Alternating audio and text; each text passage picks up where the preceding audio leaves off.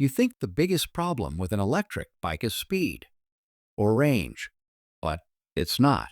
The real problem starts the moment your battery stops performing the way it used to. And most people don't realize what that actually means until it's already happening. Because when an e-bike battery starts dying, it doesn't just slow down the bike. It quietly turns a fully functional machine into something unreliable, inconsistent, and eventually expensive to keep alive. And that's the part nobody really explains before you buy one.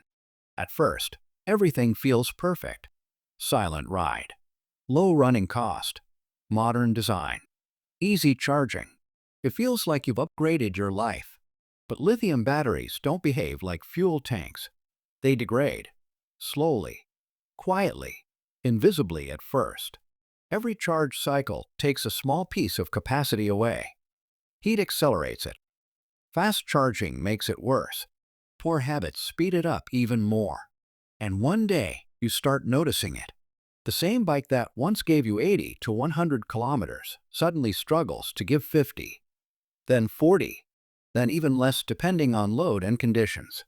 And that's when reality hits. Because this isn't a simple repair situation. This is a replacement problem. And replacement is where things get uncomfortable. In many electric bikes, the battery is the most expensive single component. Sometimes it's so expensive that replacing it feels like buying half a new bike. So now you're stuck in a strange position. Do you repair it? Or replace the whole thing? And this is exactly where most owners start feeling trapped. Now ask a simple question. Who benefits from this cycle? Battery manufacturers know lithium cells have a limited lifespan. It's not hidden. It's physics. But the way systems are designed around them creates a dependency loop. Because when a battery fails, you're not just replacing a part. You're paying into an ecosystem again. New battery, new calibration, sometimes new software pairing, sometimes even compatibility restrictions. And here's where it becomes more strategic than most people realize. Many electric bike systems are not designed for universal repairability. Batteries are often model-specific, sometimes even firmware locked. That means not every technician can just swap it out easily. So the control shifts from the rider to the manufacturer ecosystem. Now think about that for a second. You don't fully control your replacement options. You don't fully control your performance recovery. And in some cases, you don't even fully control how the bike behaves once the battery health drops below a certain threshold. That's where hidden limitations start appearing. Reduced performance, slower acceleration, unexpected range drops, charging inconsistencies, not always dramatic failures, but enough degradation to make daily use frustrating. And frustration leads to one predictable outcome: replacement behavior. People start thinking, maybe it's just time for a new bike. And that's the part that quietly drives the industry forward. A cycle forms. Buy forward arrow, enjoy forward arrow, degrade forward arrow, repair becomes expensive forward arrow, frustration builds forward arrow, replace forward arrow, repeat. Now, zoom out for a moment. This isn't just about one battery. It's about how electric mobility systems are structured around planned life cycle economics. Not necessarily a conspiracy in the dramatic sense, but a predictable business reality. Components with limited lifespans create recurring revenue models, and batteries are at the center of it. Now here's the breaking point most riders don't see coming. The problem is not just battery death.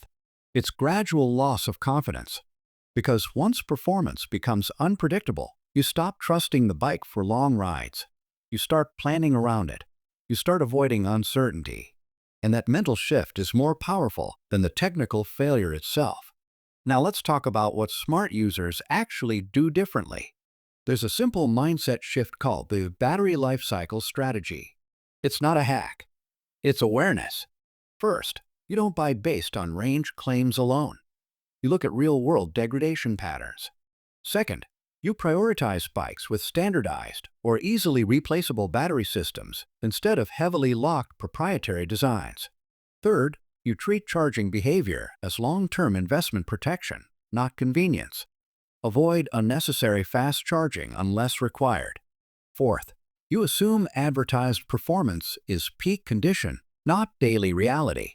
These are small decisions, but they completely change long-term ownership experience. Because in electric bikes, the real cost is not just purchase price. It's the hidden cost of time, degradation, and replacement cycles. Now here's the identity shift. Most riders think in terms of purchase price. Smart riders think in terms of life cycle cost. And that difference decides whether an electric bike feels like freedom or a controlled dependency system over time. Because the technology is not standing still. It's evolving fast. And the real question is not whether electric bikes will dominate. It's whether ownership will still mean control in the long run. And that's where the next hidden layer begins.